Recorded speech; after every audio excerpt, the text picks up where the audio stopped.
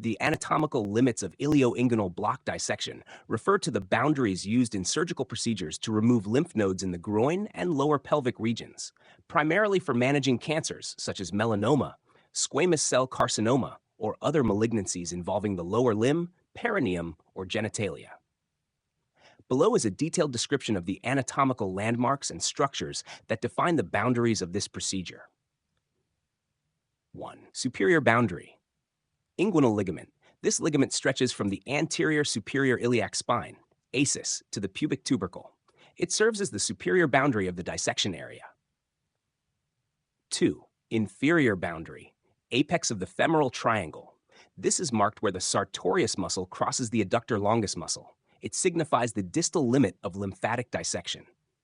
Beyond this point, lymphatic drainage moves deeper into the femoral canal and thigh. 3. Medial boundary, lateral border of the adductor longus muscle. The dissection includes the lymph nodes and tissues lateral to this muscle. Care is taken to avoid damaging the femoral neurovascular structures medially. 4. Lateral boundary, medial border of the sartorius muscle. The lymphatic dissection is confined medially to this muscle. It prevents excessive removal of tissues outside the designated lymph node basins. 5. Deep boundary, fascia lata overlying the femoral vessels. The dissection includes superficial inguinal lymph nodes lying above the fascia lata.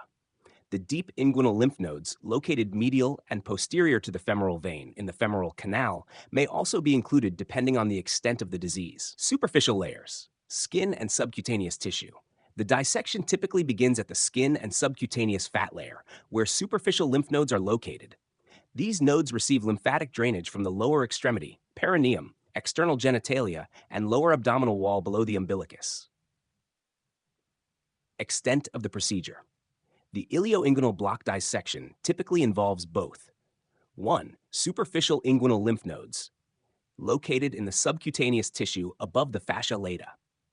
2. Deep inguinal lymph nodes, situated within the femoral canal, near the femoral vessels. In some cases, the procedure may extend to include iliac lymph nodes, external, internal, and common iliac groups if there is a high risk of metastatic spread. Important adjacent structures. Care must be taken to avoid injury to femoral nerve, artery, and vein. These lie deep to the inguinal ligament within the femoral triangle. Great saphenous vein, draining into the femoral vein, often ligated or preserved depending on its involvement. Genitofemoral and ilioinguinal nerves. These are at risk during extensive dissections. By carefully respecting these anatomical boundaries, the surgeon ensures adequate lymph node removal while minimizing morbidity, such as lymphedema or damage to surrounding neurovascular structures.